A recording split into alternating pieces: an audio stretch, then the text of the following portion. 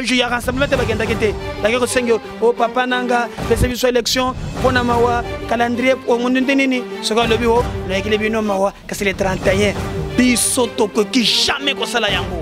À quoi respecter texte, pour exemple, ndakuna bangote, c'est la République démocratique du Congo, le pays de nos ancêtres. Donc, baré bango zela.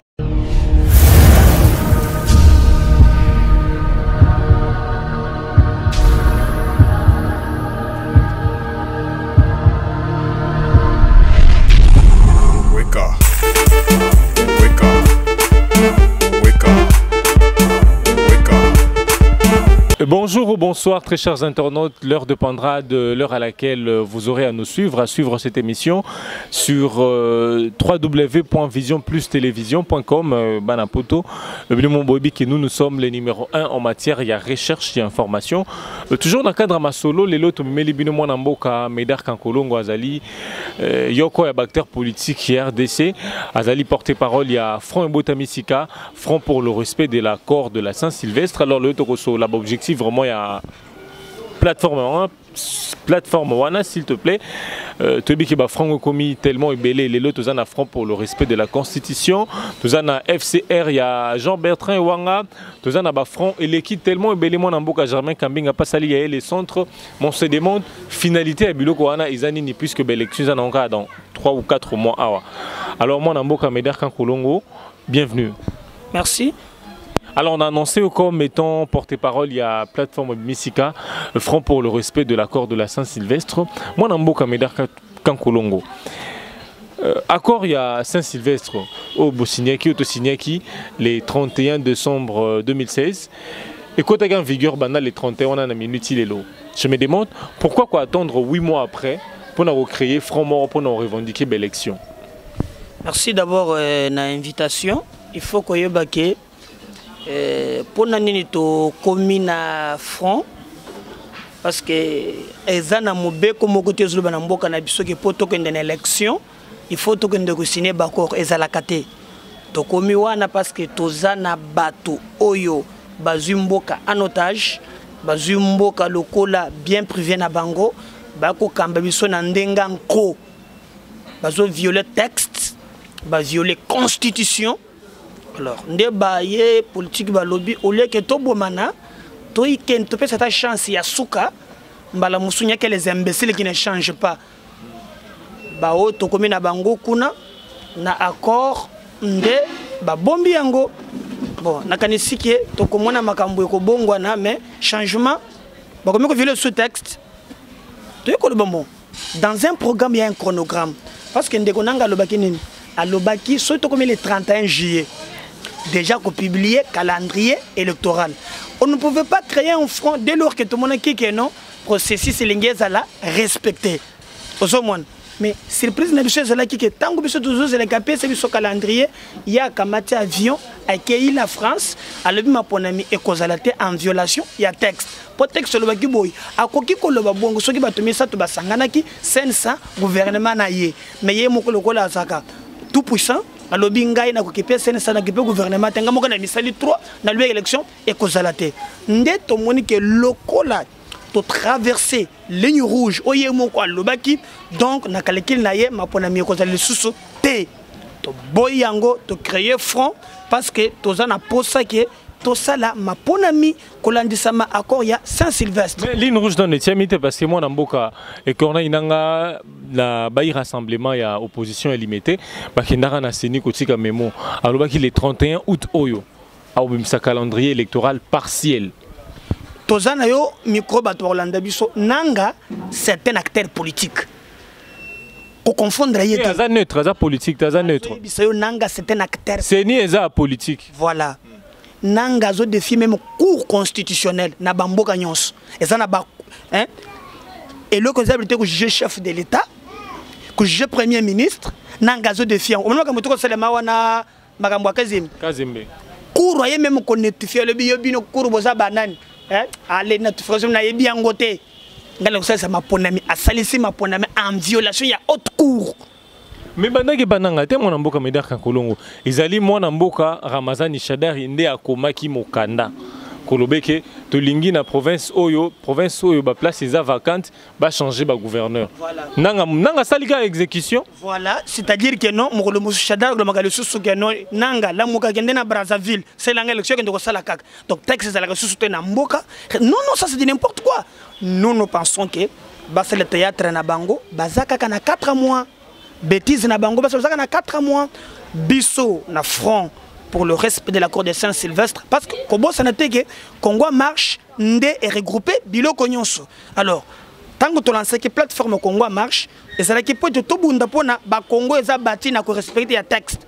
Mais dès lors quemuntu a telemi a ko respecter texte azumbo kanotage to kondima yangote nanga kangango malam nanga zola je ya banto ya pouvoir aza camarade na bango baliaka basololaka makamunyo stu bazo butika na avance les 31 wana kopesa calendrier te kanga mikololelo akopesa ngote po bayebisi kopesa na note bazolo ka moyen ya ko débaucher monene bakomikosa na vwemba mikolo bango baza soki mwata epusani bakokende mwangambu ba débaucher opposant moko.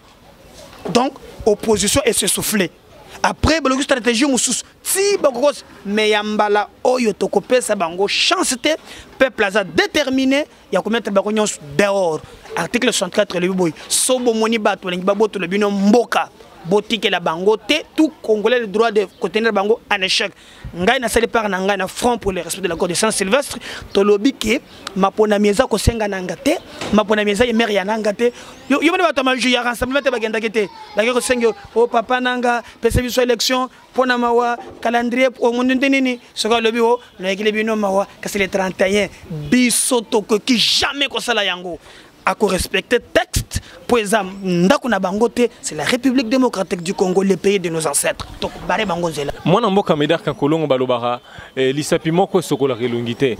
Lelo boza ebele na opposition, boza ko revendiquer organisation en élection d'ici décembre 2017. Pourquoi pas ko sangana front ya Bazaïba, na front ya bao mususu, bo sangana bo sala eloko moko ya monene. Pour contrecarrer président Joseph Kabila. Bon, au moins j'ai beaucoup de respect na Mama Otangi, Mama Bazaïba pour na constance naie, lit naie pour les changements. Aza moi si moko dynamique, coup de chapeau parce qu'il faut que respecter ma valeur. Pour moi problème est que dès lors que bango ba ko défendre makambo oyo je n'ai jamais participé à l'élaboration.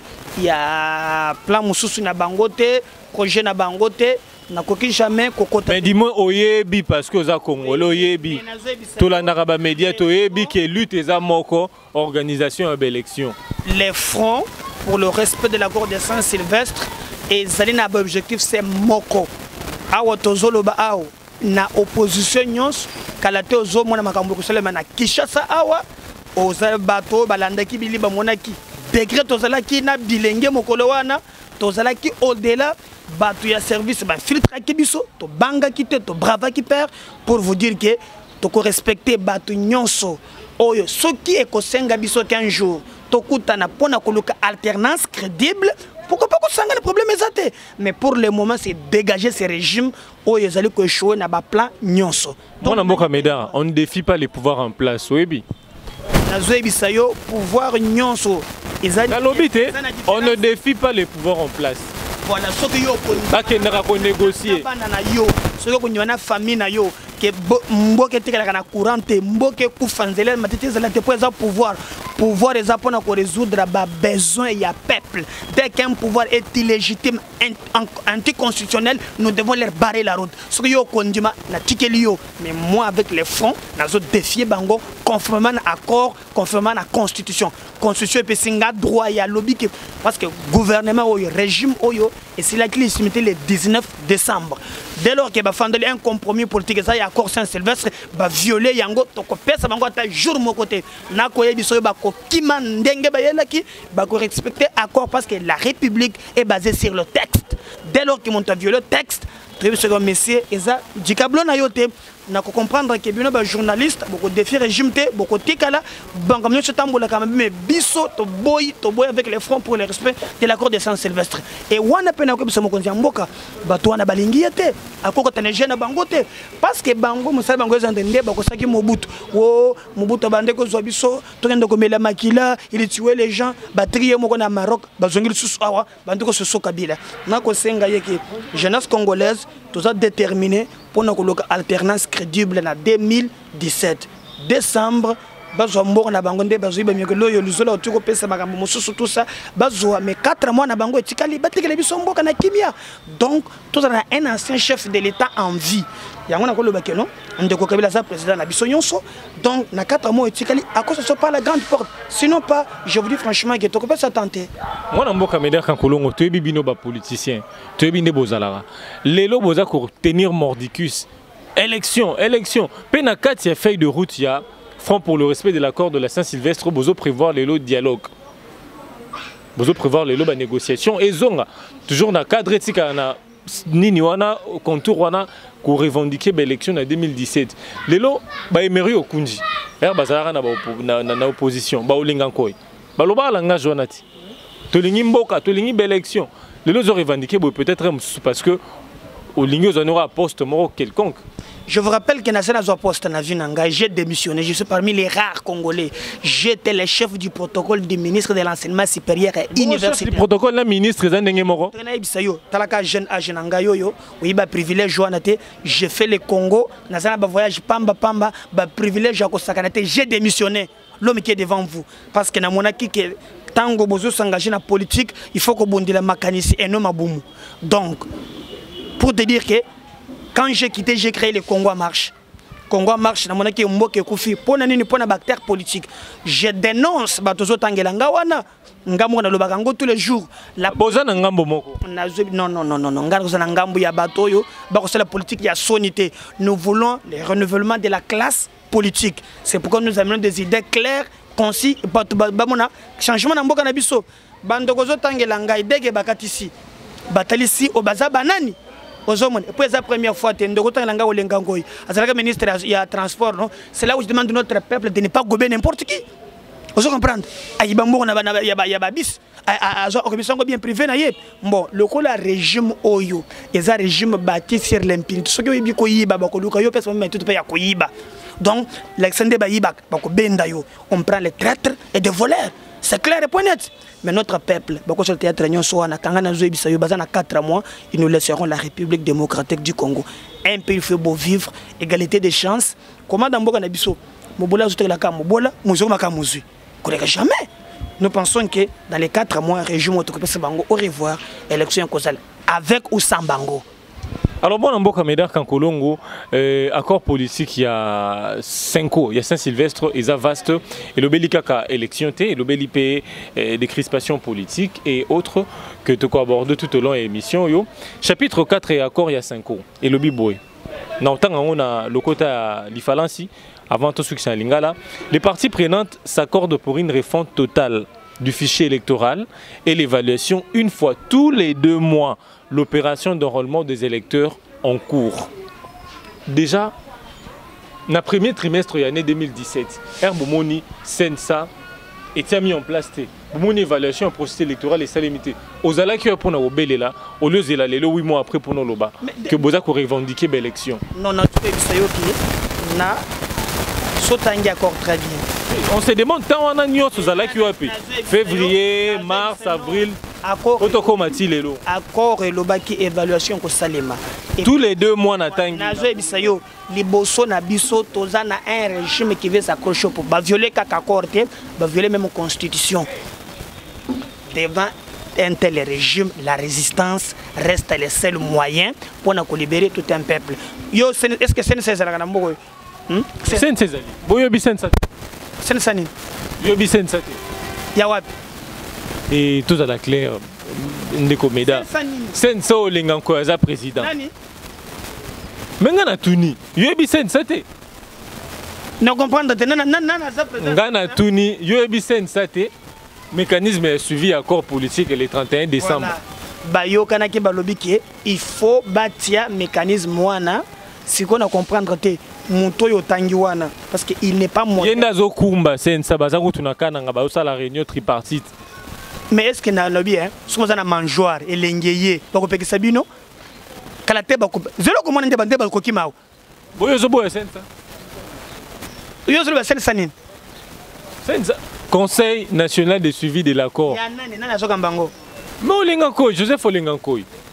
Même moi sinayo même bande ko ne kombo zo tanga wana bako sepela te. Yo biki a mobiliser bana ba. Papa, les faits sont réels. Les faits sont réels. Aujourd'hui, non. Tous on a les faits parce que Joseph Olingankoy est président du Conseil national de suivi de l'accord. Yo bien ngoté. Ah bah ça la réunion nanga. Yo bité kaza président du Conseil national de suivi de l'accord. Nanga na biso gaza muntu aza majorité. Donc contre la majorité parce que problème est-ce que net par exemple, ton nanga sana na shadari. Ko sala ngani za famille politique na bango. Problème nanga za. Comment problème là?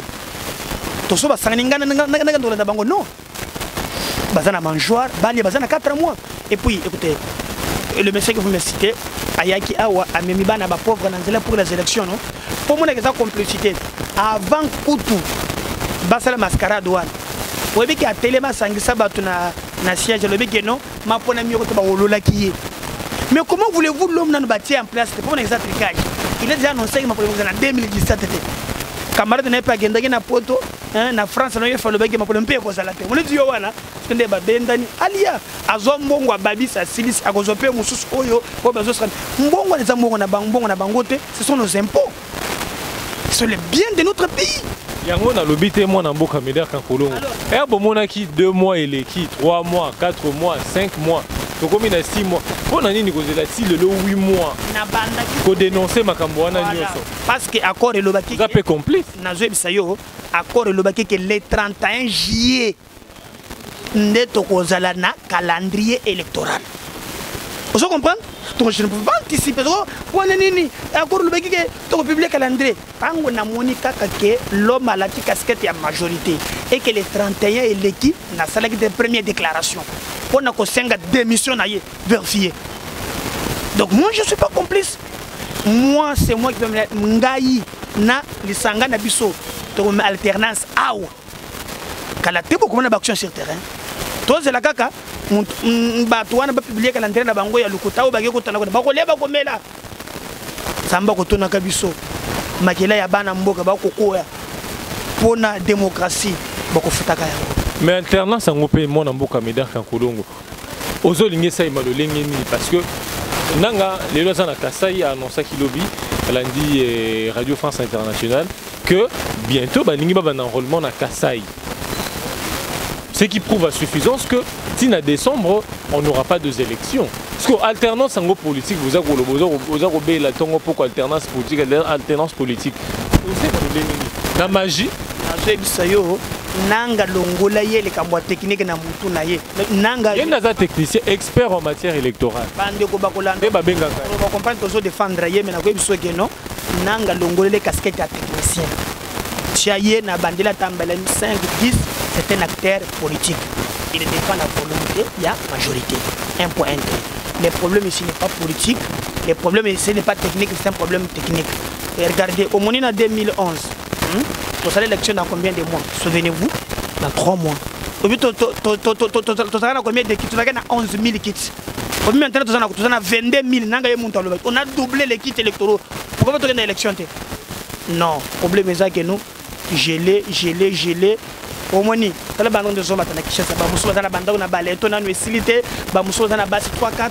Maintenant, tu as une longue, tu as une politique, tu as une politique. Nous leur demandons que non. Pour nous, basala nyonso ndeko na ngai constitution peut devoir le bege so boni ba ni baboto le bino mboka to ko telema ebele to ko résister ti bato ba ko tekela biso mboka ba ko tambola. On a pouvoir au ça peni parce que pouvoir la police pas à l'imbicité il pas côté misamandoki. Na zaka na police moko azwi sangai ah nzaleleki soye police na kondima za la kaka police ba futa kaye l'état. Bon, dénoncer quand même ça, non? Quel est ce pays où l'État vole son peuple? Un État.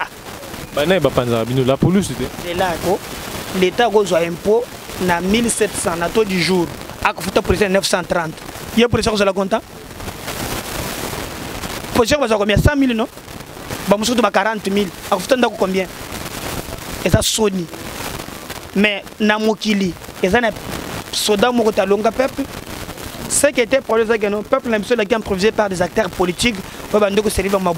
Maintenant, notre peuple, même avec 100 leaders politiques, nous allons réclamer les élections.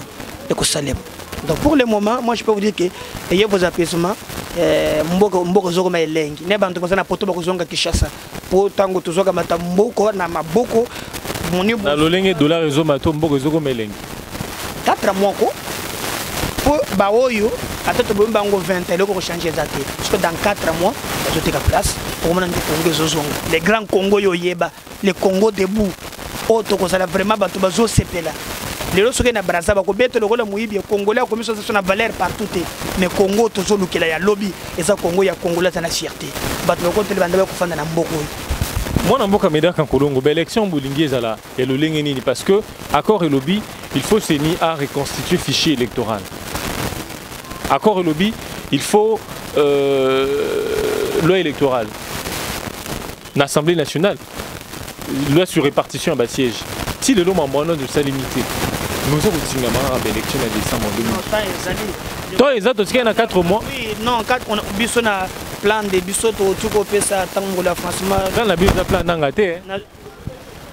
Nazolobake ngana zoloba awo en tant qu'un vrai Congolais nanga ko défendre quand il y a majorité toyoka na déjà très bien petika ngana pesa bana mboka bana poto bakolanda biso éclaircissement biso to sollicitaki tant yakala que nos parlement convoqué session extraordinaire bayoka ki bisote parce que bazana pour ça que violer loi mais septembre apango peyangoy local la rentrée parlementaire la priorité des priorités ils allaient répartir un siège na makambo mosusu déjà en septembre na octobre appel à la candidature na traitement na ngo contentieux électoral na novembre publication ba liste décembre élection combien expert oui matière électorale oui kolango wapi là na ipsoko biso na front pour le respect de la code de Saint-Sylvestre na plateforme ne Congo en marche tous a déjà na ba expert na kati nous sommes un regroupement tous na ba expert ya makasi yo mona kina sel mokolo wana te talempe bakyon so bonyo mona ki wana nous réfléchissons tous a bateau to le bela to nous mettons ce que nous disons to étudier techniquement que c'est possible d'avoir les élections dans les délais mais de lors que vous avez monté un plan ya ko violer texte au ça la bonne la résistance reste les seuls parce que la liste libère. Alors moi Namboka Médard Kankolongo la plateforme Oyoza porte-parole Front pour le respect de l'accord de la Saint-Sylvestre. Bon, objectif c'est pour poursuivre Katina plateforme wana. Et ça élection. Voilà, écoutez, avant de commencer à Front, to sangena ba to mususu, mais to créer d'abord plateforme de Congo en marche. Je crois que la poto mingi to sur la Ghana bango déjà en ligne ba ka Congo en marche et yé Congo ta Front. France c'est juste tant automonique en tout cas encore nangazo kenda nango zo ndeko ko melanyons de te limiter tout élément pour te revendiquer. Mais pourquoi te créer d'abord Congo en marche, tu remis sur un front. Pour nanine en dehors il y a élection. Automonique tu as un scandale géologique. Moi quand j'étais enfant à l'école primaire na humanité na kene version non mboka na biso na bozuming to fandeling kita mais dans un pays tu as la richesse mais mubola azoko makambo bola dans un pays on zamba pesi biso nyonso bato musu bazaka na l'utilité dans un pays au groupe ya batu nde babotulu bozu ya mboka na maboko to ke plateforme ko le non nous voulons un Congo à l'égalité des chances ezana mutu za congolais koleka congolais musu te ndeko nanga tanga rapport ya lezolo ko peso mai na miso un régime bâti sur l'impunité.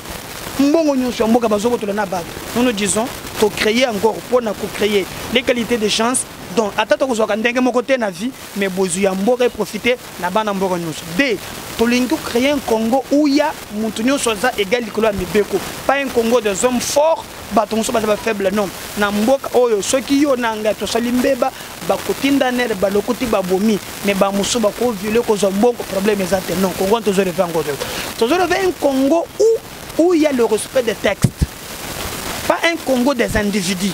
Namboka Nabiso Fundo, Naza opposant. Boyambi, non. Quel est cet opposant? On est opposant par rapport à un individu, mais on est opposant par rapport à un projet de société. Au moins, G7, opposant, non. baza ba dissident. Il faut être clair parce que bango ndé batongi kabili régime wana gouvernement ba défendre ki yango. Quand il traverse ça va opposante.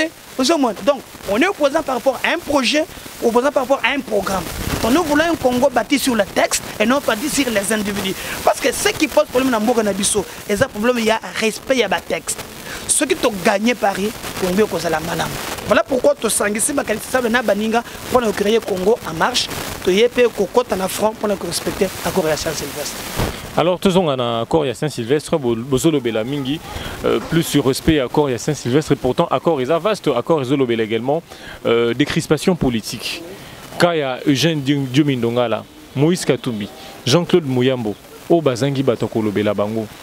Bino Botiki Bango, Otalisika à l'élection. Nako ebisoyo que régime oyo ekotika Diomindongala te. Mais tant que Diomindongala c'est pour dans 4 mois aux Libanda. Katumbi n'a comprendre te il fallait il faut le kobanga.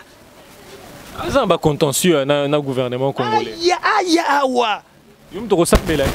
Oh, na lobi Yom to sambela. Akosamba ye moko asana bavuka makasi. Mais pourquoi zo banga ko ya? Na lobi telebiso to zao. Devant ce régime. Na utuko sala déclaration molana na salle ko na kabé delix. Soumni ba attaque ba pression ko ndje matin na ba téléphone ba menace. Au du matin, mais biso to zo bundela wa. Ngane biga un grand leader aya awa. Jean-Claude Mouyambo.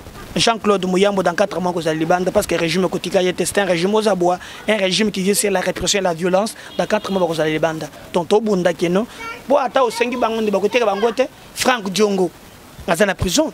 Donc dans 4 mois tant aux longo là-bas, bango bakobi mais problème aux alate ba c'est là. Bon dans 4 mois soma pour nous ma salimité. Kabila Otika ka président te akotika la te. Akokende. Constitution. Et le Bénin. Le but que ceux qui vont monter, au pouvoir na makas, pour barrer Bangonzela. Donc barrer Bangonzela. Mais article 64 était mais constitution Mokoana. Où ils ont Mbeli et Minoumi Bali. Et le but que le président Kabila reste en fonction jusqu'à l'installation du nouveau président élu. Et puis le but français, le but. Voilà, l'ingénieur violer la constitution. Pour comment on a quand la majorité va violer la constitution. Le français, le but. Le président reste en fonction jusqu'à l'installation du nouveau président. Du nouveau président, pas à élire. Jusqu'à l'installation du nouveau président élu, pas à élire D. Et quand on dit pas d'un nouveau président, dit, c'est l'article contracté défini. On voit déjà le président est là. C'est comme aux États-Unis, non? Donc, le président est là, mais on attend la remise et reprise. On ne dit pas que non. Le président Zananouté. Yoka, le béton de la test, non? Texte. Voilà. Oui. Le président de la République reste en fonction jusqu'à l'instant du président élu. Pas du président à élire. Ah, c'est de 1, DD. Et quand on dit, c'est défini, on dit du président élu. On ne dit pas d'un président élire, non, du président élu. Donc on sous-attend qu'il y a un président, mais parce qu'on ne peut pas vous élire le même jour, vous entrez au pouvoir, non? Non, ça sous-entend qu'il faut qu'il y ait des élections. Après élection, qu'on élise un président, après l'élection de ce président-là... C'est là où il peut prétendre maintenant rester au pouvoir. Mais quand il n'a pas organisé les élections, l'article 64 s'applique. Parce qu'il ne peut pas... Mais on a j'ai la majorité présidentielle n'a toujours qu'au violer. Je vous dis clairement que balobi yo moko lobi bana poto bolanda balobi mokonzi na mboka kotikala na ebonga soki mokonzi oyo mususu on dit pas d'un président nazo bandel pas un président élire non à l'instant du président élu et ça n'était aux États-Unis c'est ça on dirait tout c'est comprendre témoin na mboka mais d'accord yo ne défendre la majorité je te comprends na défendre la majorité té ozo défendre ngaza journaliste naza pona ko luka information ozo désinformer non dans le biboye na bande lusus balobi le président reste en fonction c'est comme aux États-Unis ils ont peut-être 14 jours soki baponi mokonzi ya mboka aza pe na droit numero okoti non il faut babongisa ba farde banini okoti kala na yebonga pona ko bongisa pona remise reprise loi ezalaka mais si ko remise reprise ezate to comment on appelle président Mosuto Ponite. Voilà, ce qu'il y a, c'est que Akamba Nandenge Yanko, ce qu'on dit Balobaki, ce qui est monnaie comme Bongo, Bobi Manabalabala, pour appliquer l'article 64, pour te baboto la binombo kate, ndebisoto ko sala, pour bisoto zaba respectueux à texte. Na jungle texte ezalakate, na république ba texte ezali. Toza na République démocratique du Congo, c'est le texte. L'article 64 qui s'applique. Moi Namboka, le 19 décembre 2016, Bobi Maraté. Front le 19 décembre, mais les capes niais. Voilà, c'est comme ça, au Koyebisa Moubarak Keno, tout le temps, pendant que tu tu peux dire maintenant que les Sud-Africains, non, à partir de l'Ingleterre à la Caribéla, non. On ne se peut pas Mboka Kanda. Na lingi botelema. Mais on non, je tombe la bango. Régime, c'est le seul étalé, c'est biso limite na yango. Tu Koyebisa Yoke, dans 4 mois. Bye bye yo. Okomona yo moko. Tout le monde non? Okomona ngo. Alors, je pense que la dernière question nangai par rapport à tripartite et bandi. Bon, bah travaux et bandi. Lelo na Kasai. Seni, Senesa, na quelques membres du gouvernement ko solo là pour na ko iba ce qu'il faut qu'on pousse à l'élection. To ko salara à l'élection en décembre. Moi namboka meder kan kolongo za ko s'attendre na nini na réunion na. Bon, par respect na micro na yo, ndé na zo répondre mutuna wana. Mais bloco tunanga ba théâtre wana nga na ko côté bloco ba théâtre wana te. Ba ko loka pesa ça ba ki sikuna na isobe ba tourner film na bango, c'est de n'importe quoi. N'attendez vous attendez à rien, sont des isa ba ko lia hein, telaka ba musuba ye tout ça. Zomona bakotipe sika mbongo ya mito ka bateka ke silaki bageko bazana et puis pékisioté poste ya vice-président kuna eza polele na ndana zoloba ona bakotani kuna tokolia ndengine kuna zande kolena komela DJ mo kaso na 2 millions kabela ngape 500 ne bageko sala kuna nyari ya wanda batira ko trekana kisoke pour Alors, merci beaucoup, très chers internautes Balandia, www.visionplustélévision.com. Raina Mwanamboka Medar Kankolong Azali, porte-parole, il y a Front pour le respect de l'accord de la Saint-Sylvestre, Torosenga Liloba Suka, avant Tokabona. Na sepeli quand même, Ndekonanga Ndenge Okanisili Biso, au PC Biso P chance, na kolobe sekona bando na biso bakolanda biso biso tozana Kinshasa. Nous avons un régime oyo etikali nakanda eza etikali régime ya répression na régime ya violence biso ako tozana Kinshasa ngai abino nazali mukambi ya Congo marche naza porte-parole ya Front pour le respect de l'accord de Saint-Sylvestre nazo senga bino boya to bundela mboka to bien beaucoup ki ko songa biso na ba marque belé Olingo koko mela biso pona pa suggestion ba makambo mususu okobenga d'abord biso na plus 243 89 87 76 041 plus 243 89 87 76 041 tout comme okoki koko mela biso Congo en marche 2017 @gmail.com Congo en marche 2017 @gmail.com pour être en contact na biso Congo ya lobby eza biso toko bondela yango merci. Alors Balandia Vision Plus Télévision na bongo to clore masolo na biso ya na mona mboka Medar Kankolongo masolo masiliwana rendez-vous prochainement on a invité Mosusu.